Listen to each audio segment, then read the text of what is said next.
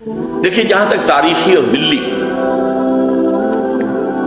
معاملے کا تعلق ہے، میں ماضی سے اس پر صرف نظر کر رہا ہوں، وہ بات لمبی بہت ہو جائے گی۔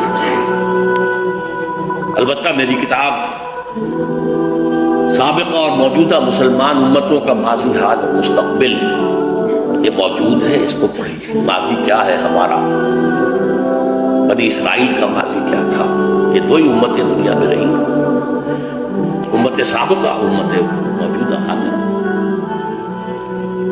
حال اور مستقبل کے بارے میں جو باتیں میرے سامنے آئی ہیں، اور یہ آئی ہیں کتاب و سنت اور حدیث کی روشنی میں، اور پھر جو اللہ نے تعقل، عقل سے کسی چیز کو سمجھنا، اس کی جو صلاحیت دی تھی، اس کا حاصل کیا ہے۔ نمبر 1، جیسے ایک فرد کی زندگی کی سب سے بڑی حقیقت موت ہے، اس دنیا کی بھی سب سے بڑی حقیقت الساعہ، جسے ہم قیامت کہہ دیتے ہیں۔ ایک وقت آنے والا ہے، یہ سب دگرگوں ہو جائے گا، پہاڑ جو ہے ریزہ ریزہ ہو جائیں گے، یہ ہائی رائز بلڈنگز جو ہیں ان کا نام و نشان نہیں رہے گا، مارگلہ ٹاور جیسے بیٹھ گیا، یا ٹوین ٹاورز امریکہ کے جیسے بیٹھ گئے، یہ پوری دنیا قائم صفا، یہ زمین بالکل کھلی چٹ کے میدان ہو گئی۔ وہ زلزلۃ الساعہ، سورہ حج کی پہلی آیت، یا ایھا الناس اتقوا ربکم ان زلزلۃ الساعۃ شیء عظیم، وہ آئے گا۔ اس کے ایک وقفے کے بعد قیامت آئے گی۔ یہ قیامت نہیں ہے، یہ جس کو ہم قیامت کہہ دیتے ہیں، یہ قیامت، یہ الساعہ ہے، جبکہ پوری یہ عالم جو ہے یہ ہلاک ہو جائے گا۔ کچھ عرصے کے بعد پھر انہیں اٹھایا جائے گا، یہ اٹھایا جانے والا دن قیامت ہے۔ قام یقوم قیامت، قیامت کھڑے ہونا، تمام انسان زندہ کرنے ہو جائیں گے، اپنی اپنی قبروں سے یا جہاں جہاں بھی ان کے کچھ بقایا جات کہیں ہے، وہاں سے بھاگے ہوئے چلے جائیں گے۔ اس کے بعد یوم قیامت کے بعد یوم آخر شروع ہو جائے گا۔ پہلی بات تو یہ سب سے بڑی حقیقت، سب سے بڑی حقیقت، سب سے بڑی حقیقت۔ اور اب الحمدللہ میری سوچ یہ ہے کہ وہ زیادہ دور نہیں ہے، نوع انسانی بحثیت مجموعی اپنے کلائمیکس کو پہنچ گئی ہے۔ بہرحال پہلی بات۔ دوسری بات، احادیث نبویہ سے معلوم ہوتا ہے اس قیامت سے پہلے ایک وقت ایسا آئے گا کہ دنیا پر ہوئے عرضی پر کوئی ایک صاحب ایمان بھی نہیں ہوگا، کافر، مشرک، غنی۔ صاحب ایمان جو ہے ایک خاص وقت میں ایک خاص ہوا چلے گی جو ان کے دلوں میں سے ایمان کو نکال کر لے جائے گی، ان کی انتقال ہو جائے گا ان کا۔ اور قیامت کا زلزلہ جو ہے وہ اہل ایمان پر نہیں آئے گا، بلکہ صرف کفار و مشرکین پر۔ اس سے پہلے ایک دور ہے جبکہ پورے عرضے پر اللہ کا دین نافذ ہوگا، قائم ہوگا، خلافت علی منہاج النبوۃ کا نظام آئے گا۔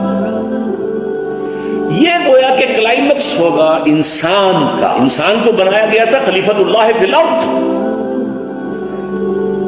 یہ خلیفۃ اللہ فی الارض اور یہ خلافت اللہ فی الارض جو ہے یہ پوری دنیا پر جب پورے عرض پر قائم ہو جائے گی تو وہ انسان کا کلائمیکس، آدم کا کلائمیکس یہ ہونا ہے، وہ کرنا ہے۔ اگرچہ ابھی ہم نہیں سوچ سکتے کہاں سے ہو جائے گا، کدھر سے ہو جائے گا، حالات تو بہت خراب، بہت خراب، بہت خراب، ہماری کوئی حیثیت نہیں، بڑے کا کے برابر نہیں، لیکن ہونا ہے۔ یہ خبر دی ہوئی ہے محمد رسول اللہ کی صلی اللہ علیہ وسلم، وہو الصادق المصدوق۔ یہ میرے خطبات خلافت نامی کتاب کے اندر سے یہ چیزیں آپ پڑھ سکتے ہیں۔ البتہ اس سے پہلے امت مسلمہ پر اللہ کے عذاب کے بہت بڑے بڑے شدائد ابھی آنے ہیں۔ قیامت اس سے پہلے ایک دور کے زمین پر اللہ اللہ کرنے والا ایک بھی نہیں بچے گا، یہ حدیث کے الفاظ ہیں۔ ان کو پہلے ہی موت دے دی جائے گی، بڑی سہل موت۔ اس سے پہلے پوری دنیا میں اللہ کے دین کا غلبہ، اللہ کی حکومت، خلافت اللہ منہاج۔ اس سے پہلے کا دور جو ہے جس میں ہم ہیں اس وقت، یہ مسلمانوں کے لیے شدائد، مصائب، ذلت، مسکنت، ضعف، بے وقری، بے حیثیتی، کم ہمتی، بے حمیتی، بے غیرتی کا دور۔ یہ دور شروع تو ہو چکا ہے کئی صدیوں سے۔ کئی صدیوں پہلے ہماری حکومتیں ایک ایک کر کے تاش کے پتوں کی طرح بکھر گئی، یورپین کولونیلزم آیا، چھا گیا پورے عالم اسلام۔ تقریباً 100 برس پہلے وہ کولونیل تخت جو بستر تھا وہ لپٹا ہے، لیکن اس سے بڑا تو کولونیلزم آ گیا۔ اب اقتصادی کولونیلزم، تہذیبی کولونیلزم، علمی کولونیلزم، اقتصادیات میں، تہذیب میں، علم میں آج ذلت، مسکنت، یہ جو 2 مرتبہ بنی اسرائیل کے لیے آیا ہے، ضربت علیہم الذلۃ والمسکنۃ، کسی قوم میں سے ہمت ختم کر دیا، اندرونی ضعف۔ جیسے آپ کہتے ہیں کہ ایک شخص ہے ہٹا کٹا ہے، لیکن وہ نیورستھینیا کا مریض ہے، بھائی اعصابی مریض ہے، اس کے دم ہے ہی نہیں۔ وہ حال آج اس امت مسلمہ کا ہے۔ ہٹی کٹی تو اتنی ہے کہ 1.5 ارب، لیکن حیثیت وسائل کا خسائش سیل، جیسے سیلاب کے اوپر جھاڑ جھکاڑ آ رہا ہوتا ہے جب سیلاب آتا ہے آگے آگے، اس طرح کی اس کی کیفیت۔ ذلت و مسکنت کا عذاب تو کئی صدیوں سے چل رہا۔ اب جو عذاب آ رہا ہے وہ فزیکل عذاب، قتل و غارت، افغانستان میں ہمارے نگاہوں کے سامنے ہوتا، عراق میں ہو رہا ہے، ایران اب ٹارگٹ ہے، شام ٹارگٹ ہے۔ ایک ٹارگٹ وہ ہے جو ہمارے ہاں زبان پر نہیں آتا ہے، تو وہ پاکستان ہے۔ یہ جو ہے بڑے بڑے عذاب، بڑی بڑی جنگیں، تباہی، ہلاکت، بربادی، یہ ابھی آنے والی ہے۔ اس کے اعتبار سے خاص طور پر 2 حصے میں کرتا ہوں امت مسلمہ کے، بلکہ 3 حصے۔ پہلا حصہ تو یہ ہے عرب اور غیر عرب۔ عرب جو ہے بہت پریویلیجڈ لوگ ہیں، ان میں سے حضور تھے، اس سے بڑی بات کیا صلی اللہ علیہ وسلم۔ سب سے بڑی بات یہ کہ ان کی مادری زبان میں اللہ کا کلام ہوتا ہے۔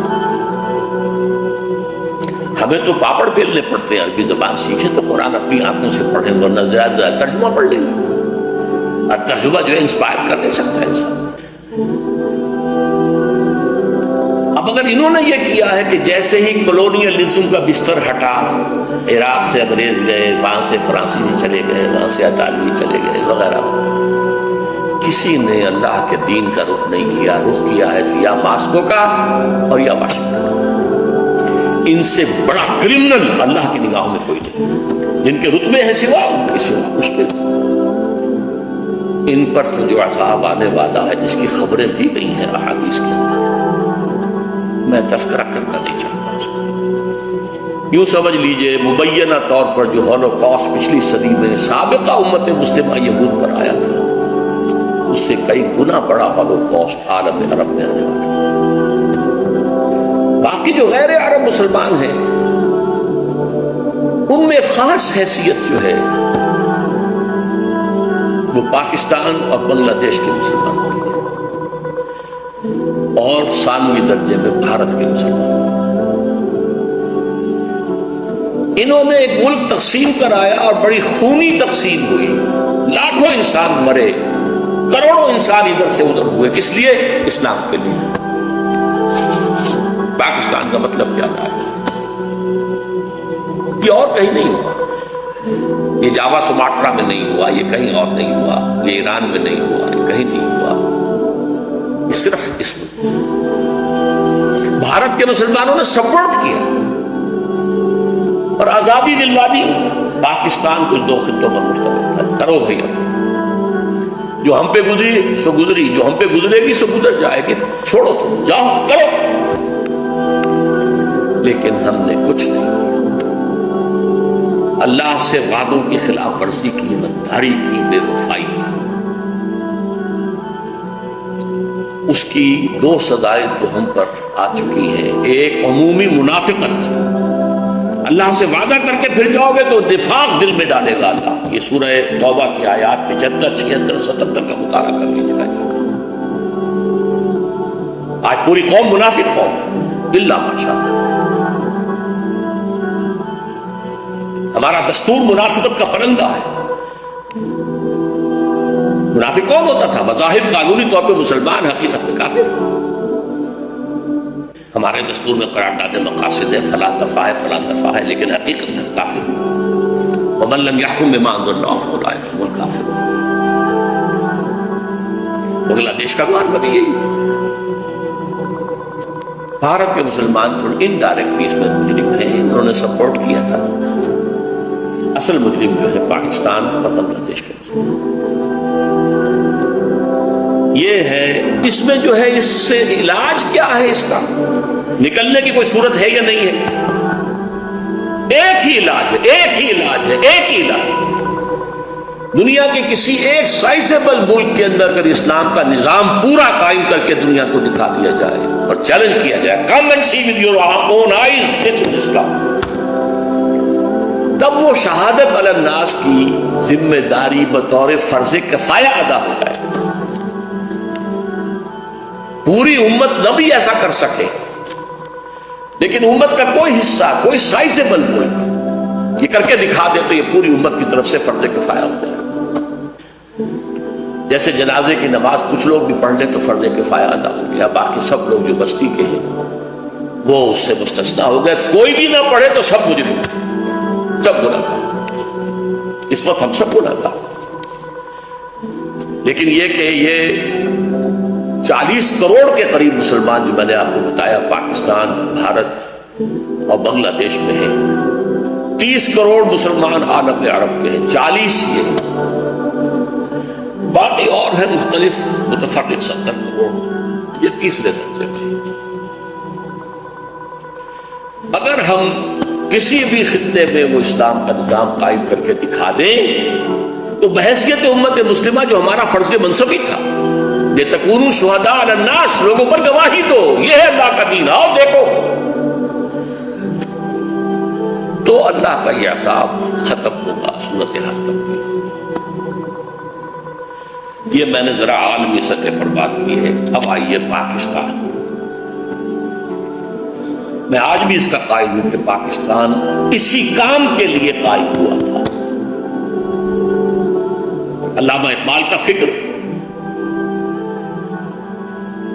خاص طور پر 30 میں جو ان کا خطبہ الہٰباد، اس سے پہلے ان کی شاعری، کیا کہنے ہیں اس کے، جو سور پھونکا۔ پھر قائد اعظم نے 1938 سے 47 تک جو راگ الاپا ہے، اسلام اسلام اسلام اسلام اسلام اسلام، اس کے نتیجے میں 1946 کے الیکشنز کے اندر مسلم لیگ کو حیثیت حاصل ہوئی۔ یہ مسلمانان ہند کی واحد نمائندہ تھی، اور یہ اللہ کا اصل میں معجزہ ہے۔ میں نے لکھی ہے کتاب استحکام پاکستان، پڑھیے اس کو۔ میں کہتا ہوں پاکستان کا قیام ایک معجزہ ہے۔ معجزہ کیوں ظاہر ہوا؟ کہ ہم نے کہا تھا اے اللہ ہمیں آزادی دے ہندو سے اور انگریز سے، تو ہم تیرے دین کا بول بالا کریں، خلافت راستہ کا نظام دنیا کو ایک دفعہ پھر دکھا دیں۔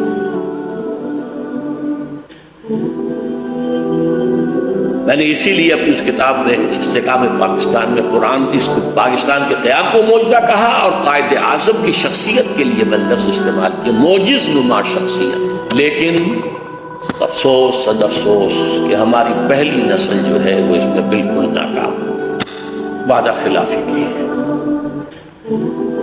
ہم نے بھی واشنگٹن کی طرف اپنا قبلہ سیدھا کر دیا، مغربی تہذیب و کلچر کے لیے دروازے کھول دیے، امریکہ کی عالمی پالیسیوں کا ایک اعلی کار۔ یہ پورے پاکستان کی تاریخ ہے، یہ کوئی آج کی بات نہیں، یہ صرف مشرف کی بات نہیں، پوری پاکستان کی تاریخ ہے۔ بہرحال یہ جو سزا کا معاملہ تھا، یہ منافقت کی شکل میں تو سزا ہمیں مل گئی، اور ایک بہت بڑا غار 1971 میں پاکستان کو نقد، لاکھوں افراد مارے گئے، 93,000 ہمارا قیدی اس ہندو کے قید میں گیا کہ اس پر ہم نے کئی ہزار برس، کئی 800 برس ہوئے۔ پاکستان مشرقی پاکستان نہیں رہا، بنگلہ دیش۔ لیکن آج سے کچھ 20 سال پہلے جب پاکستان کی عمر 40 برس ہوا چاہتی تھی قمری حساب سے، میرے دل میں امید کا ایک چراغ روشن ہوا پاکستان کے مستقبل کے بارے میں، رجائیت، امید، اور وہ خاص اس حوالے سے تھا کہ ایک فرد کی بھی اصل میچورٹی کی عمر قرآن مجید کے روح سے 40 برس ہے۔ اسی طرح بنی اسرائیل کی تاریخ میں 40 برس کا عدد بہت اہم ہے کہ جو نسل نکلی تھی مصر سے، جو غلامی کا داغ اٹھائے ہوئے تھی، اس نے تو حضرت موسیٰ کو کوڑا جواب دے دیا تھا کہ ہم جنگ نہیں کریں گے، فاذهب انت وربك فقاتلا إنا هاهنا قاعدون۔ اللہ نے سزا دی، اب یہ 40 برس تک یہی بھٹکتے پھریں گے صحرائے تیہ کے اندر، یتیہون فی الارض فإنها محرمۃ علیہم 40 سنہ یتیہون فی الارض۔ لیکن 40 برس کے بعد ایک نئی نسل جو پیدا ہوئی، صحرا میں پلی بڑھی تھی، آزادی کی فضا میں سانس لے کر ابھری تھی، اس نے جنگ کی، جوشوا، حضرت یوشع علیہ السلام، یوشع بن نون، اور پھر ان کا دور شروع، کامیابی۔ تو شاید 40 برس تک پاکستان کی صحرائے تیہ کے اندر بھٹکتا رہا ہے، شاید اللہ کرے، امید تھی۔ اس امید کا مظہر ہے میری کتاب استحکام پاکستان، کتنوں نے پڑھی ہوگی آپ میں سے، میرا خون جگر ہے اس کے اندر۔ امید تھی کہ ہوگا، انقلاب یہاں آئے، اللہ کرے گا، لیکن چند ہی سال میں اس امید کے تاروں بہت بگڑ کے رہ گئے۔ وائے ناکامی متاع کارواں جاتا رہا، کارواں کے دل سے احساس سے آتا تھا۔ 92 میں میری کتاب آئی ہے جس کا میں نے پہلے بھی ذکر کیا، تو پڑھیے خدا کے لیے، سابقہ اور موجودہ مسلمان امتوں کا ماضی حال مستقبل، اس میں میں نے پاکستان کے لیے لکھ دیا یا سنگیز کیفیت۔ 3 میں سے کوئی ایک انجام اس کا ہوگا۔ ایک تو یہ ہے جس کے کوئی آثار نہیں، کہیں نظر نہیں آ رہے، کوئی امید کی کرن نہیں کہ اس امت مسلمہ پاکستانیہ کو قوم یونس کی طرح توبہ کرنے کی توفیق ہو جائے اور عذاب ٹل جائے۔ اللہ کی قدرت سے بعید نہیں، لیکن کوئی امید کے آثار نظر نہیں آ رہے، بہرحال ایک ممکن بات ہے۔ دوسرا یہ کہ کوئی بڑا جھٹکا لگے 1971 والا، اس کو ہم نے مغربی پاکستان میں محسوس نہیں کیا تھا، یہاں محسوس کر کے لوگ جاگتے ہیں، یہ بھی بڑی کامیابی ہے۔ اگر عثمانیوں پر کوہ غم ٹوٹا تو کیا غم ہے کہ خون 100,000 انجم سے اڑتی ہے سحر پیدا۔ اور تیسرا میں نے لکھا ہے، آج بھی پڑھ لیجئے، 92 کی چھپی ہوئی کتاب، تیسرا امکان یہ ہے کہ بھارت پاکستان کو فتح کرے، کروڑوں مسلمانوں کو قتل کرے، اپنی 1000 سالہ غلامی کا پورا انتقام، اپنے انتقام کی پیاس کو بجھانے کے بعد، لیکن اس کے بعد پھر انشاءاللہ وہ ایمان لائے اور فتنہ تاتار کی تاریخ دوبارہ دہرائی جائے گی۔ کروڑوں مسلمان ان کے ہاتھوں قتل ہوا، کروڑوں۔ پھر اسلام نے انہیں فتح کر لیا، وہ مسلمان ہو گئے، اور پھر عظیم ترین مملکتیں پوری دنیا کے اندر ترکوں نے پائی، ترکان تیموری ہندوستان، ترکان صفوی ایران، اور ترکان عثمانی کی تو کیا بات ہے، اناطولیہ سے شروع ہو کر ترکی جو ہے اس کا بھی ایشیائی حصہ صرف ان کے پاس تھا، پھر جو ان کا فتوحات ہوئی، یورپ کا تقریباً آدھا مشرقی یورپ ان کے تحت تھا۔ ہے آیا فتنہ تاتار کے افسانے سے، پاسباں مل گئے کعبے کو سلب کھانے سے، وہی جو قاتل تھے، سفاک تھے، پورے شہر کے لوگوں کی آبادی کو قتل کر کے اور ان کی گردنیں علیحدہ کر کے، ان گردنوں کو، سروں کو، سریوں کو جمع کر کے ایک پہاڑی کی شکل دے کر اس کے اوپر تخت جما کر ایک تاتاری وحشی سردار شراب پیا۔ چشمے فلک نے یہ منظر بھی دیکھے،